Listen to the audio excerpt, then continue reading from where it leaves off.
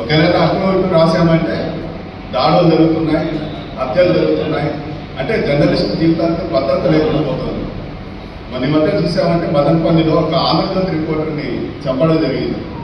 ఒక గత ప్రభుత్వంలో ఆంధ్రజ్యోతి ఫోటోగ్రాఫర్ కృష్ణ పైన దాడి జరిగింది. సాక్షాత్తు అప్పట్లో ఉన్న ముఖ్యమంత్రి ఆ సభలో ఉండగా సిద్ధం సభ, అంటే అంత దారుణంగా పరిస్థితి ఆయన.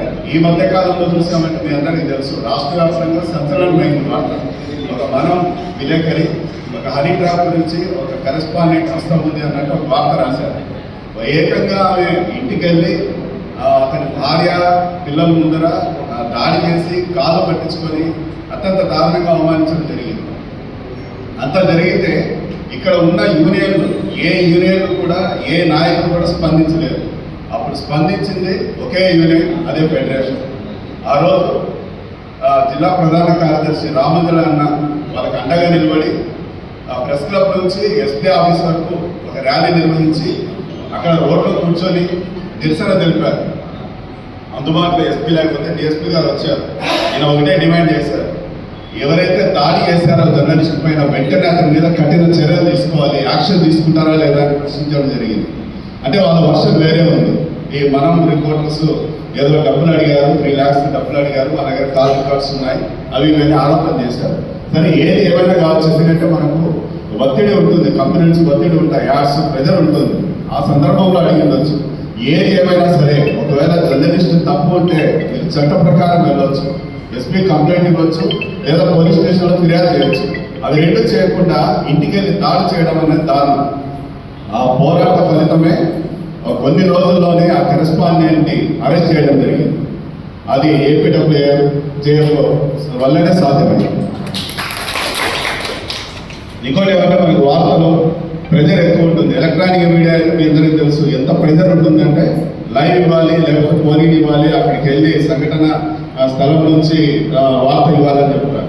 అంటే మన బస్సులు ఎక్కి వెళ్ళే పరిస్థితి ఉండదు. మనకి ఏమిస్తుంది, ఒక జర్నలిస్ట్ కార్డు ఇస్తారు, ఏది అక్రిడేషన్ కార్డు ఇస్తారంటే ఆ అక్రిడేషన్ కార్డు వల్ల ఏం ఉపయోగాలు ఉన్నాయంటే మహా అయితే బస్ పాస్ వస్తుంది, లేకపోతే ఇంకేదన్నా అరాకుర ఏదన్నా ఉంటాయి. అంటే ఇప్పుడున్న సిచ్యువేషన్లో ఫ్రీ బస్ వచ్చిన తర్వాత బస్సులో పోయే పరిస్థితి కూడా లేదు.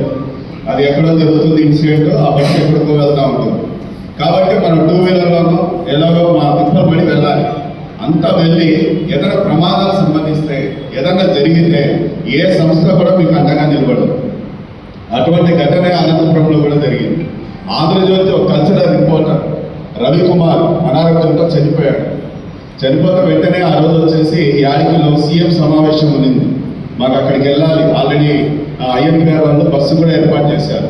కానీ ఆ విషయం తెలుస్తూనే మేమంతా వాళ్ళ ఇంటి దగ్గర చేరుకుంటే పరిస్థితి చాలా దారుణంగా ఉంది. అతను చనిపోయి ఉన్నాడు, వాళ్ళ భార్యకు అసలు చదువు రాదు, ఆమె ఏదో అంగన్వాడీలో ఆయాగా పనిచేస్తుంది. అతనికి 4 పిల్లలు, 3 ఆడపిల్లలు, 1 బాబు. వెంటనే రామంజన స్పందించి మా ప్రెస్ క్లబ్ గ్రూప్లో వాళ్ళ ఇంటి పరిస్థితి ఇలా ఉంది అనేసి ఒక 4 వాక్యాలు టైప్ చేసి పెట్టి ఒక ఫోటో పెట్టారు. ఉదయం నుంచి సాయంత్రం వరకు ప్రతి జర్నలిస్ట్ స్పందించారు. దాదాపుగా 3 లక్షల పైగా అమౌంట్ డైరెక్ట్గా ఫోన్పే ద్వారా వాళ్ళ అకౌంట్లకు చేరడం జరిగింది. అంటే ఒక ప్రభుత్వం చేయాల్సిన పని, లేదంటే ఒక ఆంధ్రజ్యోతి సంస్థ చేయాల్సిన పనిని ఒక జర్నలిస్ట్ ఫెడరేషన్ చేసింది, ఒక నాయకులు చేయడం జరిగింది. అదేవిధంగా గత సంవత్సరంలో జర్నలిస్టులకు 1 సంవత్సర కాలానికి సరిపడా 3 లక్షల రూపాయలకు సంబంధించిన ఉచితంగా నోట్ పుస్తకాలు పంపిణీ చేశాం. అదేవిధంగా ఈ సంవత్సరం కూడా ఇదే కార్యక్రమం చేపట్టడం జరిగింది. అంటే నిజానికి మీ అందరికీ బాగా తెలుసు, ఏదన్నా ఫండ్స్ అడగడానికి వెళ్తే పొలిటీషియన్స్ ఏం చెప్తారో అంతా ఈలేము, మీకు ఏమైనా కావాలంటే ఇచ్చి పంపిస్తామంటారు. ఇవన్నీ మనకు తెలిసిన విషయాలు. కానీ మాకేం అవసరం లేదు, జర్నలిస్ట్ పిల్లల భవిష్యత్తు బాగుండాలి, వాళ్ళు చదువుకోవాలి అనే ఒక లక్ష్యంతో 10 సార్లు తిరిగి ఆ వ్యక్తి దగ్గరికి వెళ్ళి ఆ పుస్తకాల కోసం అమౌంట్ అనేది వేయించుకొని ప్రతి జర్నలిస్ట్కి ఉచితంగా ఎల్కేజీ నుంచి ఎంటెక్ బీటెక్ చదివే పిల్లలకు పుస్తకాలు ఇవ్వడం జరిగింది ఫ్రీగా. నేను అప్పుడు చూసి వెయిట్ చేస్తే నా అన్నని అడిగాను, ఎందుకురా ఇది అవసరమా, ఇంత గంటలు వెయిట్ చేసి ఇంత అవసరమా మనకు జర్నలిస్ట్కి ఇవ్వడము, ఏదో వాళ్ళు తిప్పులు పడతారు కదా అంటే అన్న ఒకే మాట అన్నాడు, ఇంతమంది మనం ఇంత సర్వే చేస్తున్నాం, ఆ పిల్లలు చదువుకొని భవిష్యత్తులో మంచి ఉద్యోగస్తులైతే ఆ సంతోషం అనేది నాకు కావాలి అన్నారు. అది ఒక నాయకుడికి ఉన్న లక్ష్యం. కాబట్టి ఇటువంటి కార్యక్రమాలు ఎన్నో చేస్తున్నాం. అదేవిధంగా చిన్న ఉదాహరణ చెప్తాను. ఏమని మనం ఒక సంఘం ఏర్పాటు చేసుకొని మీరు పోరాడండి, దానికి పరిష్కారం లభిస్తుంది అని మనం అందరికీ చెప్తాం. కానీ మనం మరొక వచ్చినప్పుడు స్వయంగా వచ్చినప్పుడు మనం ఆ సంఘంగా ఉండడం లేదు. అంటే సంఘంగా మనం ప్రయత్నం చేయడంలో కొంత మన వైపు నుంచి కొద్దిగా లోపాలు ఉంటున్నాయి. అంటే మనం అందరికీ చెప్తాం కానీ మనం ఆ ప్రయత్నంలో కొద్దిగా వెనుకబాటు ఉందని నేను అనుకుంటున్నాను. అందుకోసమే రాబోయే రోజుల్లో అయినా ఈ సంఘాల్లో మనం చేరి ఆ సంఘాల్లో పరిష్కారం కోసం మనం ప్రయత్నం కలిసికట్టుగా చేస్తేనే ప్రభుత్వాలు కూడా స్పందిస్తాయి. లేకపోతే ఇండివిజువల్గా మనం మన సమస్యలు పరిష్కరించుకోవడం చాలా వరకు కష్టంగానే ఉంటుంది.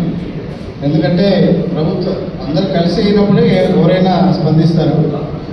ఆ ప్రయత్నం రాబోయే రోజుల్లో మనందరం కలిసి ప్రయత్నం చేయాల్సిన అవసరం ఉంది అని భావిస్తున్నాను. ఎందుకంటే